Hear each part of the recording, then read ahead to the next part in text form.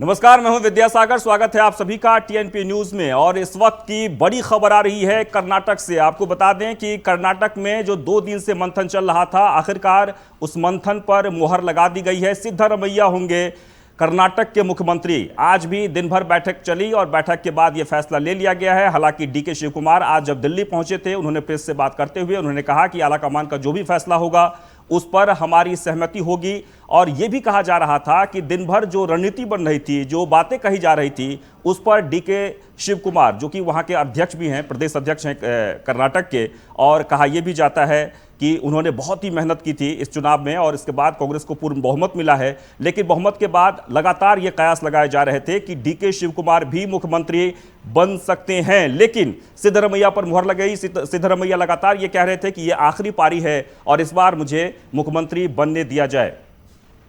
और गौतम तिवारी जुड़ गए इस वक्त हमारे साथ, हमारे संवाददाता गौतम। निश्चित तौर पर लगातार ये सस्पेंस बरकरार था, लेकिन लगभग कहा जा रहा था कि सिद्धरमैया जिस तरीके से दावा कर रहे थे, जिस तरह से कर्नाटक में उनकी लोकप्रियता है, वरिष्ठता है, वो ये भी कह रहे थे कि मात्र 2024 यानी 2 साल के लिए वो मुख्यमंत्री बनना चाह रहे थे। जैसे कि आज बात हो रही थी 3 साल और 2 साल के फॉर्मूले पर। आखिरकार आला कमान में को कौन सी वो बातें अच्छी लगी जो सिद्धरमैया के नाम पर सहमति बनी? जी, मैं आपको बता दूं, जिस तरीके से कर्नाटक का चुनाव का दौर चला, उस समय कयास लगाए जा रहे थे। बीजेपी अपनी तरफ से पूरे दावे कर रही थी, वहीं कांग्रेस भी अपनी तरफ से पूरे दावे कर रही थी। लेकिन जब सामने रिजल्ट निकल के आया तो कांग्रेस पूर्ण बहुमत से बढ़कर विधानसभा में आई। उसके बाद फिर जब वहां के सीएम की दावेदारी की बात होने लगी तो उसको लेकर के शिव कुमार और सिद्धरमैया को लेकर के जो है आगाज लगाया जा रहा था कि कहीं न कहीं डीके शिव कुमार को मुख्यमंत्री पद का दिया जाए या जो सिद्धरमैया को दिया जाए। लेकिन 18 तारीख की बात तो दूर रही, आज 16 तारीख को ही फैसला, जो मीटिंग हुई कांग्रेस के बड़े नेताओं की, चाहे वो मल्लिकार्जुन खड़गे जी। गौतम, सबसे महत्वपूर्ण बात यह है कि ये कहा जा रहा था कि 5 बजे सिद्धरमैया से बातचीत होगी, यानी कि खड़गे साहब अलग से उनकी से मुलाकात करेंगे और उसके बाद 6 बजे का समय दिया गया था डीके शिव कुमार को।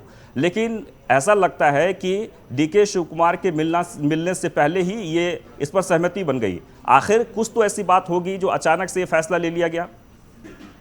देखिए, जो 5 बजे की बात थी, 5 बजे इनकी जो बड़ी मीटिंग हो शिव कुमार के साथ और सिद्धरमैया के साथ होगी, उसको लेकर के आंकड़े तो लगाए जा रहे थे कि कहीं हो सकता है कि डीके शिव कुमार को बनाया। लेकिन उसके पहले ही पार्टी हाईकमान, चाहे राहुल गांधी हो, चाहे सोनिया गांधी हो, चाहे मल्लिकार्जुन खड़गे हो, इन तमाम जो बड़े नेता और जो विधायक दल के लोग हैं, उनसे इनके अंदर क्या बात हुई, किस तरीके की बात हुई, फिलहाल अभी वो बात सामने तो नहीं है। लेकिन अगर जो इस तरीके से जो है 5 बजे के पहले ही घोषित कर दिया गया कि सिद्धरमैया को कर्नाटक का सीएम बना दिया गया, उसके बाद जो है अब क्या अंदर बात हुई क्या नहीं हुई, लेकिन अभी ये बात सामने खुल के नहीं आई है। बिल्कुल, निश्चित तौर पर जी, जैसे कि आप कह रहे हैं कि अभी तक ये बातें सामने नहीं आ पा रही है, स्पष्ट नहीं हो पा रहा है कि आखिरकार वो कौन सी बातें थी जिस पर सहमति बन गई। लेकिन 2-3 बातें जो बहुत ही जरूरी है इस पर चर्चा करना, क्योंकि आज जब सुबह से जब बैठक शुरू हुई तो ये भी कहा जा रहा था कि सिद्धरमैया की तरफ से 2 विकल्प दिए गए थे, 2 साल और 3 साल। यानी वो कह रहे थे कि पहले 2 साल हम बनेंगे मुख्यमंत्री और फिर 3 साल डीके शिव कुमार बनेंगे। उसमें यह भी कहा गया था कि पहले 6-6 महीने और फिर 2.5 साल, यानी पावर शेयरिंग को लेकर। लेकिन इन सब बातों को लेकर डीके शिव कुमार ने इन सब बातों को इनकार करते हुए ये कहा था कि ऐसा कांग्रेस का इतिहास रहा है, चाहे वो राजस्थान ले लीजिए, मध्य प्रदेश ले लीजिए, छत्तीसगढ़ ले लीजिए, तमाम जगहों पर बातें तो हुई, लेकिन मुख्यमंत्री जब अपने टर्म पूरा कर लेते हैं और जब दूसरे का समय आता है, उस समय बातें वहां बिगड़ जाती है। और इसलिए डीके शिव कुमार ने सीधे सीधे इनकार कर दिया था। तो क्या आपको ऐसा लगता है कि अब डीके शिव कुमार को मनाने के लिए या तो फिर राष्ट्रीय अध्यक्ष ने कुछ नई पहल की है, या फिर हो सकता है कि डिप्टी सीएम को लेकर जो बात हो रही थी कि वहां नहीं बनाए जाएंगे, डीके शिव कुमार डिप्टी सीएम होंगे? अब देखो, अब जिस तरह से आंकड़े लगाई जा रही थी कि 5 बजे के बाद ये घोषित किया जाएगा कि वहाँ का मुख्यमंत्री कौन होगा, लेकिन उसके पहले ही पार्टी हाईकमान और आला अधिकारी जो भी उनके थे वो मिल करके सिद्धरमैया को मुख्यमंत्री घोषित कर दिया। कहीं न कहीं जो डिप्टी सीएम की बात आ रही है, तो हो सकता है कि उसको लेकर के डीके शिव कुमार को मनाया जाएगा। उनके साथ जो विधायक होंगे उनको मंत्रिमंडल दिया जाएगा। तमाम तरह की जो बातें हैं, अब ये तो मीटिंग होने के बाद तो शपथ ग्रहण के समय ही, उससे पहले ही इस चीज की घोषणा कर दी जाएगी कि शिव कुमार के कितने जो खास विधायक हैं उनको क्या पद दिया जाए, कौन सी मंत्रिमंडल दिया जाए। तो उसको लेकर के भी इनके बड़े बड़े जो नेता हैं, राहुल गांधी, सोनिया गांधी और मल्लिकार्जुन खड़गे, ये तमाम है, सुरजेवाला, इन सबसे बैठक होगी। उसके बाद ही डिसाइड किया जाएगा किसको कौन सा मंत्रिमंडल दिया जाएगा, जी। जिससे लेकिन गौतम, ये क्या इस बात की जानकारी आपको मिली है कि डीके शिव कुमार को 6 बजे का समय दिया गया था मुलाकात करने के लिए, और अभी मिलने वाले भी हैं, लेकिन उनके मिलने से पहले ही अगर ये फैसला हो जाता है तो इसमें क्या कहा जाए? तो यही कहा जा सकता है कि जिस तरीके से जो ये बात सामने आ रही थी कि दोनों में से किसी को सीएम की दावेदारी 6 महीना पहले, 6 महीना बाद, 6 महीना उसके बाद 2 साल इन लोगों को सीएम का दावेदार पद दिया जाएगा। लेकिन उसको लेकर के अगर जो 6 बजे की बात सामने आ रही तो कहीं ना कहीं इससे डीके शिव कुमार को बड़ा झटका लगा होगा। और वो अब जो बड़े नेता हैं उनसे 6 बजे अगर मुलाकात करते हैं, मुलाकात करने के बाद क्या निकल कर सामने आता है, ये तो फिर शाम 6 बजे के बाद जब प्रेस कॉन्फ्रेंस या किसी के जरिए जो इनके आला कमान है, बड़े नेता हैं, वो लोगों को बताएंगे कि भाई इस तरीके की बात थी जो आज सामने निकल कर आई और इधर 6 बजे के पहले सिद्धरमैया को सीएम घोषित कर दिया गया। जी बिल्कुल। और इस बीच जो खबर आ रही है वो ये कि सिद्धरमैया खड़गे से मिलने पहुंचे हैं। दरअसल उनकी घोषणा के बाद, क्योंकि इंतजार किया जा रहा था और लगातार ये चर्चा हो रही थी कि सिद्धरमैया मुख्यमंत्री हो सकते हैं, और उनके साथ काफ़ी विधायक का जो उनको समर्थन प्राप्त है। हालांकि जो इंटरनल जो वोटिंग हुई थी उसमें कहा यह जा रहा है कि डीके शिव कुमार को ज़्यादा वोट मिले थे। हालांकि इसका खुलासा भी नहीं हुआ है, लेकिन जो सूत्रों के मुताबिक जो जानकारी मिली थी उसमें ये कहा जा रहा था। लेकिन अब ये तय हो गया है कि कर्नाटक के मुख्यमंत्री सिद्धरमैया होंगे। अब आज ही ये भी तय किया जाएगा कि वो कब शपथ ले रहे हैं। लेकिन एक बड़ा सवाल जो अभी भी बना हुआ है डीके शिव कुमार को लेकर। हालांकि कुछ देर पहले डीके शिव कुमार ने प्रेस से बात करते हुए, भावुक होते हुए उन्होंने कहा था कि पार्टी हमारी मां है और पार्टी से किसी प्रकार की कोई बगावत हम नहीं करेंगे। जो भी फैसला पार्टी का होगा, आलाकमान का होगा, वो मुझे स्वीकार होगा। तो यानी कुल मिलाकर ये कह सकते हैं कि आखिरकार कर्नाटक को लेकर जो सस्पेंस बना हुआ था चुनाव के बाद से ही, 2 ही नाम जो लगातार ट्रेंड हो रहे थे, सिद्धरमैया और डीके शिव कुमार। डीके शिव कुमार को लेकर कहा जा रहा था कि इस बार वो प्रबल दावेदार हैं, क्योंकि उन्होंने पूरी ताकत झोंक दी थी कर्नाटक में, और यही वजह है कि उनकी ताकत को लेकर जिस तरीके से उनकी लोकप्रियता थी, या फिर उन्होंने जो मेहनत की, एक मजबूत विपक्ष के तौर पर जिस तरह से उन्होंने लड़ाई लड़ी थी, आखिरकार कांग्रेस को इसका एक बड़ा फायदा हुआ। लेकिन जहां तक लोकप्रियता की बात की जाए तो सिद्धरमैया आज भी एक बड़े नेता के तौर पर वहां जाने जाते हैं। उनके चेहरे को लेकर या फिर वहां उनके लोगों में काफ़ी ज़्यादा लोकप्रियता है, और यही वजह है कि 2024 से पहले कांग्रेस किसी भी प्रकार की कोई रिस्क नहीं लेना चाहती है, और आखिरकार सिद्धरमैया के नाम पर सहमति बन गई है।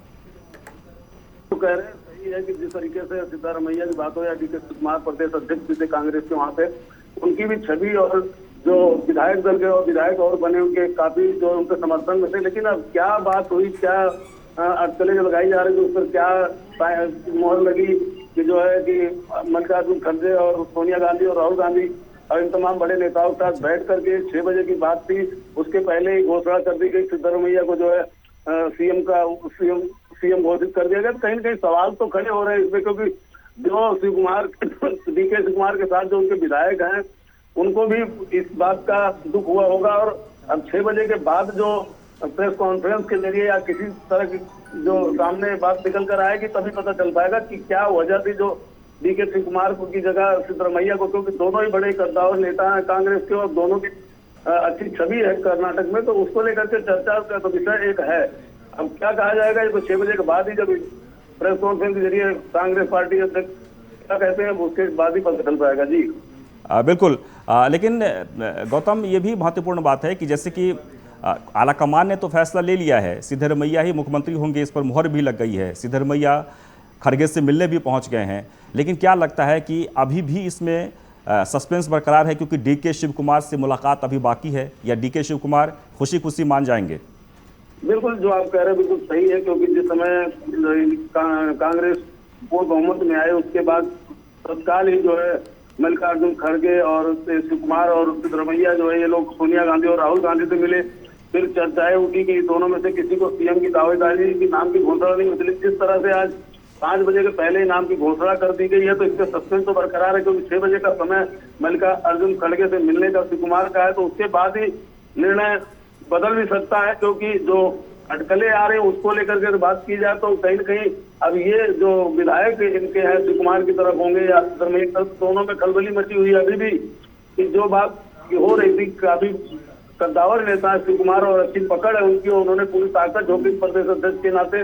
तो तमाम तरह की जो बातें हैं वो तो बिल्कुल सही कही जा रही है कि जिस तरह से मेहनत की है और कांग्रेस पूर्ण बहुमत से बढ़कर वहां पे आई है, तो कहीं ना कहीं इसमें सवाल तो खड़े हो रहे हैं, क्योंकि जब पार्टी के नेता और विधायक एक होंगे उसके बाद तो खुशफुसाहट तो चलेगी कि क्या कारण था जो बीके शिव कुमार की जगह सिद्धरमैया को सीएम बना दिया गया। बिल्कुल, लेकिन ये हमेशा से कांग्रेस का इतिहास रहा है कि जब भी किसी भी राज्य में बहुमत मिल जाता है पूरी तरीके से तो चर्चा तो होती है, लेकिन आखिरकार होता वही है जो आलाकमान चाहते हैं। आप कई राज्यों का उदाहरण है और यही वजह है कि वहाँ बगावत भी देखने को मिला, खासकर आप उत्तराखंड में ले लीजिए या फिर आप मध्य प्रदेश में देख लीजिए, राजस्थान में भी अभी भी बगावत है। लेकिन क्या इन सब चीज़ों को दरकिनार करते हुए आलाकमान ने ये पहले ही फैसला ले लिया था कि सिद्धरमैया ही होंगे? डीके शिव कुमार को लेकर सिर्फ बातें हो रही थी, क्योंकि उनकी राय भी जानना ज़रूरी नहीं समझा है आलाकमान ने, क्योंकि 6 बजे का उनको समय दिया गया था और ये कहा जा रहा था कि दोनों पक्षों की बात सुनने के बाद एक जो फाइनल डिसीजन होगा वो होगा, लेकिन ऐसा कुछ नहीं हुआ। जी बिल्कुल, आप सही कह रहे हैं कि किसी स्टेट का भी मामला हो, जैसे आप मध्य प्रदेश बात करें, छत्तीसगढ़, राजस्थान की बात कर रहे हैं या जो भी है वहाँ के, अगर इसी तरह के पहले वहाँ भी चर्चा हुई थी कि 2.5 साल इनको मुख्यमंत्री पद दिया जाएगा, तो कद्दावर नेता है जैसे राजस्थान में भी हुआ था, तो वही अब बात सामने कर्नाटक में आ रही, क्योंकि जब 6 बजे का टाइम दिया है मल्लिकार्जुन खड़गे ने शिव कुमार को, तो ये अपने विधायकों के साथ ये भी मुलाकात करेंगे, फिर उसमें चर्चा भी हो सकती है कि अभी मुहर लगी है या नहीं लगी है, केवल बात उठकर सामने आ रही है। अब तो क्लियर 6 बजे के बाद ही हो पाएगा कि जिस तरह से 6 बजे की मीटिंग शिव कुमार की ना लेने के पहले सिद्धरमैया पहले मिल चुके और उनको सीएम घोषित कर दिया, तो इसमें सवाल तो खड़े हो रहे हैं। जी चलिए, बहुत बहुत शुक्रिया। एक बार फिर से हम दर्शकों को बताना चाहेंगे कि कर्नाटक को लेकर जो सस्पेंस चल रहा था वो खत्म हो चुका है और सिद्धरमैया कर्नाटक के अगले मुख्यमंत्री होंगे। और आगे बढ़ते हैं, ज्ञानवापी मामले में हिंदू पक्ष की याचिका स्वीकार कर ली गई है। एएसआई के सर्वे को लेकर 22 मई को सुनवाई होगी। 19 मई को मुस्लिम पक्ष दाखिल करेगा अपना जवाब। वहीं जीपीएस ट्रैकिंग के जरिए सर्वे कराया जाएगा। तो एक बार आपको फिर से बता दें कि ज्ञानवापी को लेकर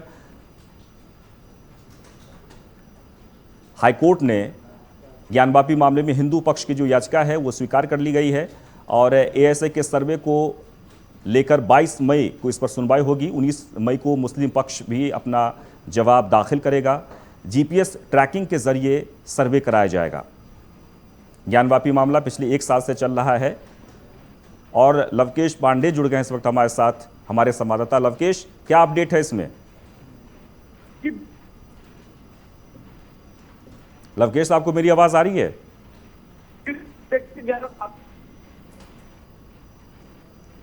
तो एक बार फिर से बता दें कि लवकेश से हम बात करने की कोशिश करेंगे, उनकी आवाज़ हम तक नहीं पहुंच पा रही है। ज्ञानवापी मामले में लगातार खबरें आ रही है और लगातार पहले ही दिन से जैसे हिंदू पक्ष के द्वारा ये दावा किया जा रहा है कि शिवलिंग को लेकर, ऐसे में अब ये मामला हाईकोर्ट पहुंच गया है। जीपीएस ट्रैकिंग के जरिए सर्वे कराया जाएगा। ज्ञानवापी मामले में हिंदू पक्ष की याचिका स्वीकार कर ली गई है। एएसआई के सर्वे को लेकर 22 मई को इस मामले में सुनवाई होगी, लेकिन 19 मई को मुस्लिम पक्ष को भी अपना जवाब दाखिल करना होगा। एक बार आपको फिर से बता दें, ज्ञानवापी मामले में हिंदू पक्ष की याचिका स्वीकार कर ली गई है।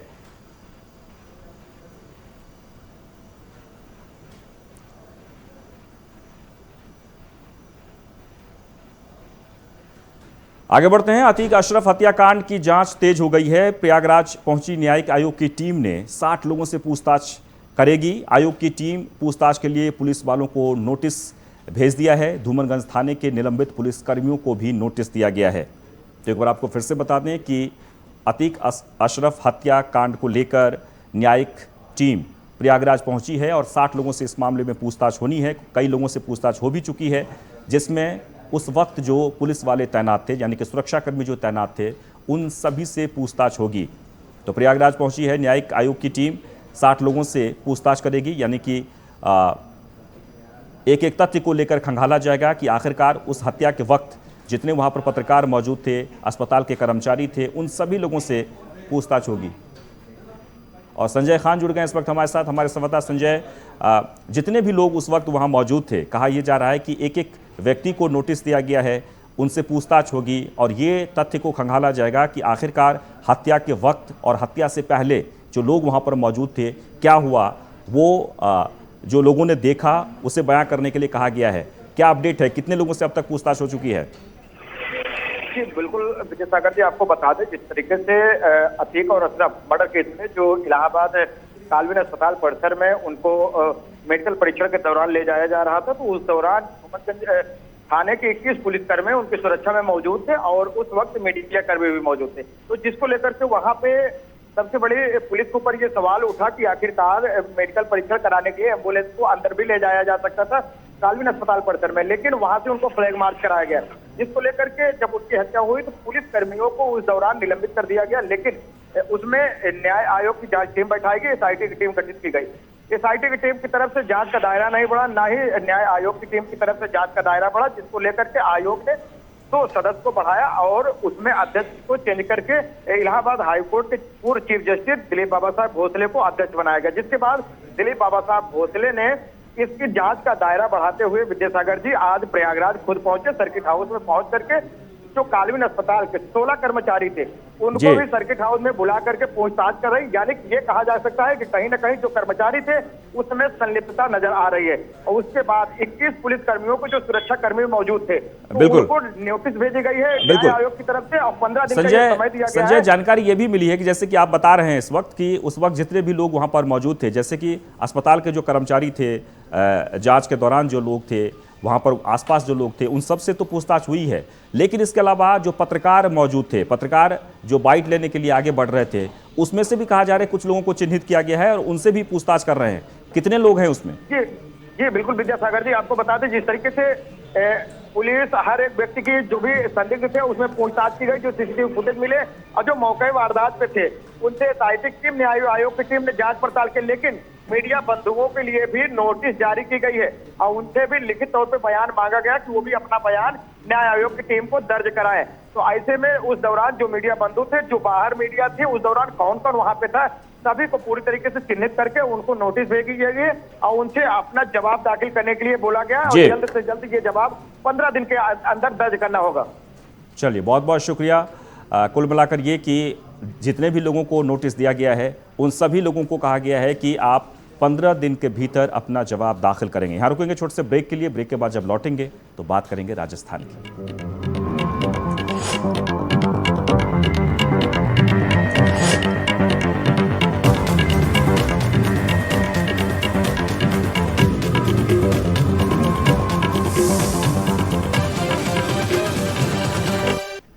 ब्रेक के बाद आपका स्वागत है। बात राजस्थान की करेंगे। राजस्थान विधानसभा चुनावों से कुछ महीने पहले ही मुख्यमंत्री अशोक गहलोत और सचिन पायलट के बीच तलवारें खिंच गई हैं। सचिन पायलट ने अपनी ही सरकार को अल्टीमेटम देते हुए भ्रष्टाचार पर कार्रवाई न करने पर राज्यव्यापी बड़े आंदोलन की चेतावनी दी है।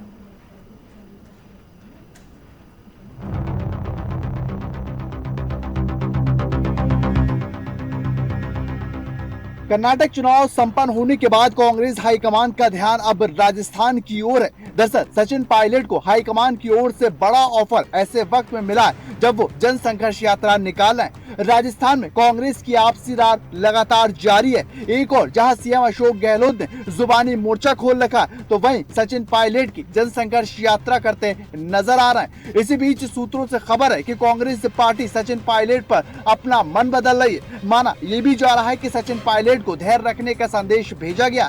दावा किया गया है कि राहुल गांधी, प्रियंका गांधी के बाद कांग्रेस के राष्ट्रीय अध्यक्ष मल्लिकार्जुन खड़गे भी पायलट के संपर्क में है। तो वहीं पर पूर्व डिप्टी सीएम सचिन पायलट को संदेश ये दिया गया कि वो धैर्य बनाकर रखें, बहुत अच्छा होगा। दावा ये भी किया जा रहा है कि उन्हें फिर से राजस्थान कांग्रेस का चीफ बनाने के लिए मनाया जा सकता है। आपको बताएं कि खबर दिल्ली से, दिल्ली के अंदर खड़गे और पायलट के बीच मुलाकात हो सकती है। सचिन पायलट को आश्वासन दिया गया कि उनके साथ गलत नहीं होने दिया जाएगा, उनके समर्थकों को अच्छी संख्या में टिकट भी दिए जाएंगे। इसी के साथ साथ राजस्थान प्रभारी सुखजिंदर सिंह रंधावा के भी सुर बदले हैं। उन्होंने कहा कि मेरे पिता और सचिन पायलट के पिता बेस्ट फ्रेंड थे।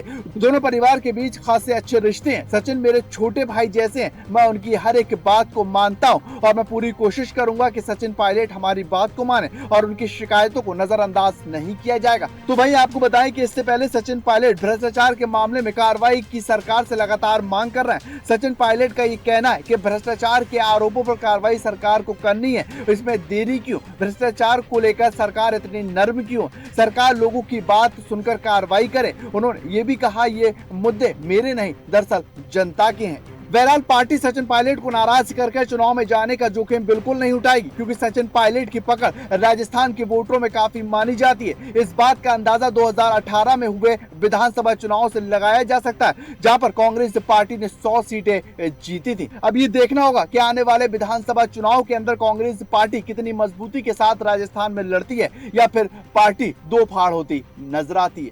Bureau report TNP।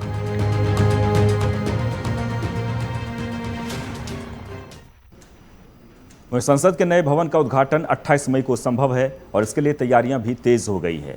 नए संसद भवन को बनाने का काम पूरा हो चुका है। मोदी सरकार के 9 साल पूरे होने के मौके पर भव्य आयोजन के साथ नए संसद भवन का उद्घाटन किया जा सकता है।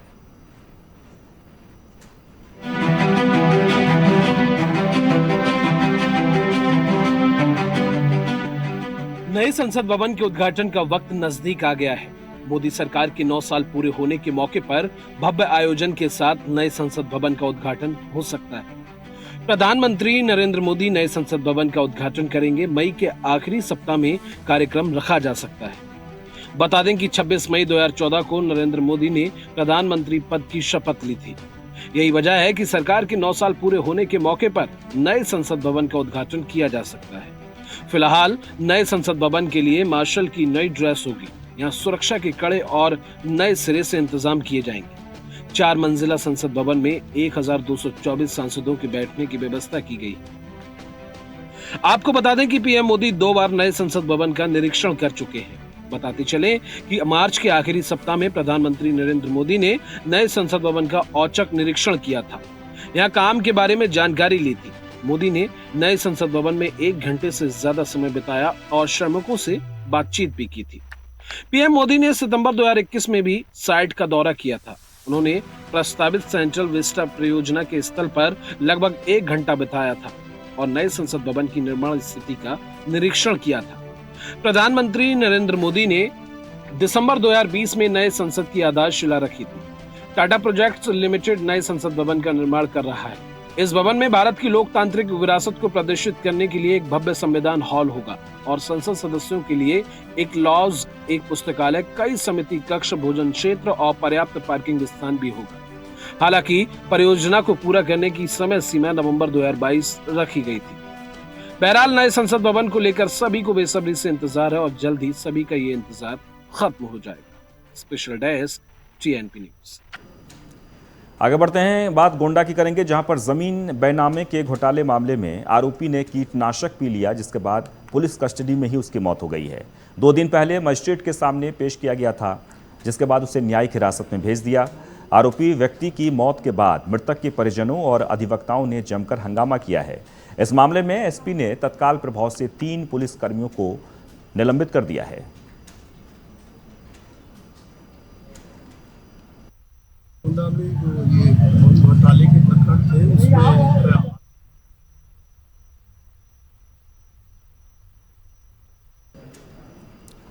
उपेंद्र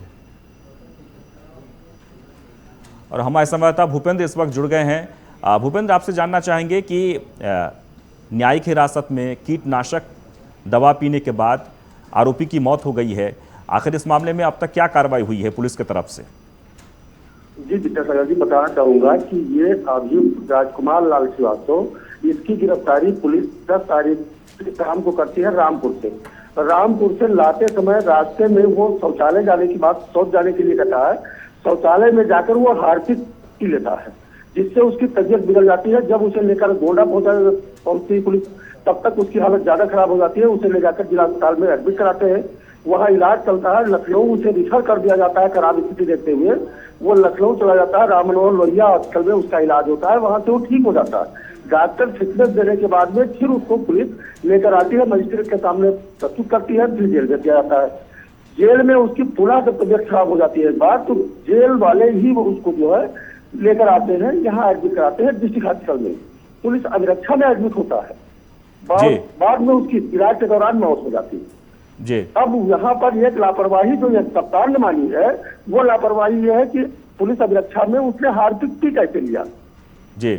इसको लेकर पुलिस अधीक्षक आकाश तोमर ने, जो चौकी इंचार्ज रणजीत द्विवेदी है, इसके साथ में दो कांस्टेबल शिवम और एक और, तीनों को लाइन हाजिर कर जी बिल्कुल। एक बार आप दर्शकों को पूरा मामला बता दीजिए कि किस मामले को लेकर इस आरोपी को पकड़ा गया था और फिर इन्होंने ये कदम क्यों उठाया। जी बहुत खास चीज यह है कि ये सबसे गंभीर प्रकरण गोंडा का रहा है, जिसको शासन ने संज्ञान में लिया। फर्जी जमीन बैनामे का प्रकरण जो काफी दिनों से चलता है, एक काटक था गोंडा में, जिसमें कई वकील हैं, रजिस्ट्री के अधिकारी रहे हैं, जिसमें उप प्रबंधक और AIG स्टाम्प DIG इस स्तर के सारे अधिकारी रहे, रेवेन्यू वाले भी उसमें मिले हुए हैं। तो ये सारे सब पर कार्रवाई हुई है जी। यहाँ तक कि उप प्रबंधक सौरभ सिंह वो भी जेल में है, साथ ही यहाँ कई वकील बंद है, ब्रिजेश अवस्थी, अनिल कुमार सिंह। चलिए इस खबर पर आप नजर बनाए रखें, अपडेट के लिए हम आपके पास आएंगे, लेकिन आपको बता दें कि ये मामला गोंडा का है, जहां पर न्यायिक हिरासत में एक शख्स ने खुदकुशी कर ली है। आगे बढ़ते हैं। हरियाणा बोर्ड ने कक्षा 10वीं का रिजल्ट 2023 जारी कर दिया है। इस साल 65.43% बच्चे पास हुए हैं, जिसमें एक बार फिर से लड़कियों ने बाजी मारी है। Haryana board of school education द्वारा 10वीं की परीक्षा 4 मार्च 2022 से 27 मार्च 2022 के बीच होनी थी और 12वीं की परीक्षा 4 मार्च 2022 से 31 मार्च 2022 के बीच होनी थी, लेकिन देश में कोरोना वायरस के चलते लॉकडाउन घोषित कर दिया गया और स्टूडेंट्स कुछ विषयों की परीक्षा नहीं दे पाए। बोर्ड ने 10वीं का रिजल्ट घोषित कर दिया है और 12वीं का रिजल्ट भी जल्द ही घोषित होगा।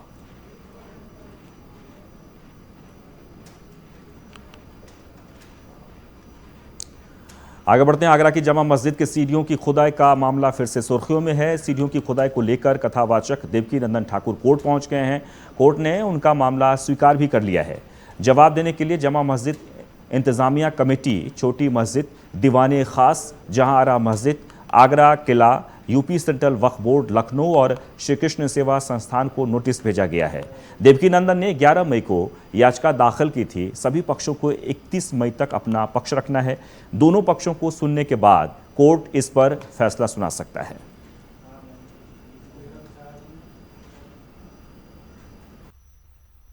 जो हमारे छोटे भाई हैं शास्त्री जी, बागेश्वर वाले महाराज जी, हम और वो दोनों ही भोपाल में मंच पे थे और हमने वहीं ये घोषणा की थी कि हम कृष्ण जन्मभूमि के लिए ये लड़ाई लड़ेंगे और अपने कन्हैया को जामा मस्जिद से निकालेंगे और अपने मथुरा तक ले जाएंगे और मथुरा जन्मभूमि में ठाकुर जी की पूजा करेंगे। ये निर्णय हम और उन दोनों ने साथ में किया और ये लड़ाई भी हम दोनों साथ लड़े। श्री कृष्ण जन्मभूमि संरक्षित सेवा ट्रस्ट के द्वारा ये केस किया गया है, जिसके माध्यम से ये कार्य आगे बढ़े। और इस बीच पटना से बड़ी खबर आ रही है, जहां पर पटना में धीरेन्द्र शास्त्री की हनुमंत कथा में भारी भीड़ उमड़ी है। आपको बता दें कि धीरेन्द्र शास्त्री के कथा पंडाल में भारी भीड़ उमड़ पड़ी है। अलग अलग जिलों से कथा सुनने लोग पहुंचे हैं। पटना में हनुमंत कथा का आज चौथा दिन है। कथा सुनने आए श्रद्धालुओं ने बैरिकेड भी तोड़ दिया है। तो धीरेन्द्र शास्त्री इस वक्त पटना में है। पटना में हनुमंत कथा का आयोजन किया गया है, जिसमें 10 लाख से ज़्यादा लोग पहुंच गए हैं, जिसके कारण वहां पर अफरा तफरी का माहौल बन गया है। पटना से इस वक्त की बड़ी खबर आप तस्वीरों में देख सकते हैं। आज धीरेन्द्र शास्त्री ने पटना के हनुमान मंदिर में रोड शो करते हुए दर्शन करने जब पहुंचे, उस वक्त भी लोगों का हुजूम सड़कों पर देखने को मिला। हर कोई एक झलक धीरेन्द्र शास्त्री को देखना चाहते हैं। हालांकि इस पर सियासत भी हो रही है, जहां सत्ता पक्ष लगातार धीरेन्द्र शास्त्री के कार्यक्रम को लेकर विरोध कर रहा है, तो वहीं भारतीय जनता पार्टी के सभी बड़े नेता इस कार्यक्रम में पहुंचकर उन्हें समर्थन दे रहे हैं। इस बीच बड़ी खबर पश्चिम बंगाल से, जहां पर पश्चिम बंगाल के पूर्वी मेदिनीपुर में धमाका हुआ है। अवैध बम बनाने की फैक्ट्री में धमाका हुआ। धमाके में कई लोगों की मरने की आशंका है, जिसमें 2 शव भी बरामद किए गए हैं। पश्चिम बंगाल के पूर्वी मेदिनीपुर एगरा में ये घटना घटी है। यहाँ के सहारा ग्राम पंचायत क्षेत्र के खादीकुल गांव में बम बनाने की फैक्ट्री में धमाका हुआ, जिसकी वजह से कई लोगों की मौत हो गई है। खबर सामने ये आई है कि अभी तक 2 शव को बरामद कर लिया गया है और मरने वालों का आंकड़ा अभी और भी बढ़ सकता है। एगरा थाने की पुलिस मौके पर पहुंच गई है। लगातार रेस्क्यू ऑपरेशन चलाया जा रहा है। इस धमाके की आवाज इतनी तेज थी कि पूरा गांव दहल उठा।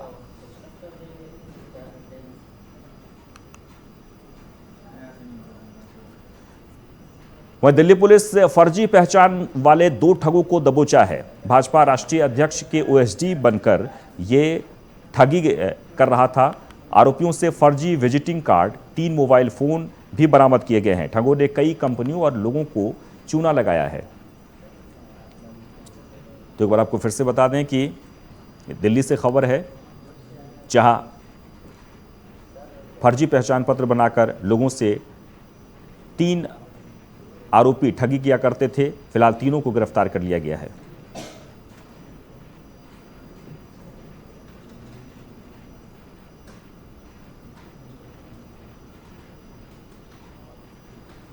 आगे बढ़ते हैं। दिल्ली से खबर है, जहां पर दिल्ली एनसीआर में धूल भरी हवा चल रही है। लोगों को सांस लेने में दिक्कत आ रही है। एयर क्वालिटी इंडेक्स बहुत ही खराब है। देश के अधिकांश हिस्सों में लू का प्रकोप जारी है। दिल्ली में लोगों का काफ़ी गर्मी से बुरा हाल हो गया है, लेकिन दिल्ली एनसीआर में लोगों को धूल भरे मौसम का सामना करना पड़ रहा है।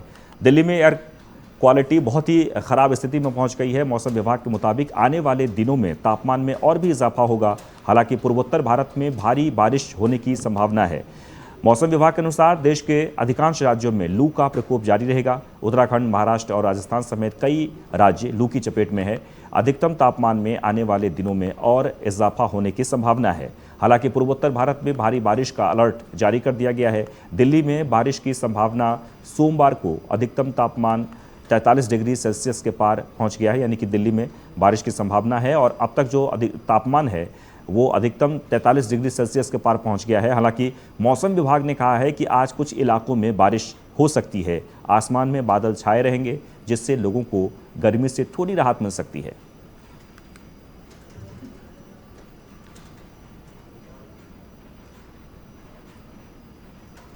और इसके साथ ही फिलहाल इस बुलेटिन में बस इतना है, लेकिन टीएनपी न्यूज़ पर खबरों का सिलसिला जारी रहेगा। नमस्कार।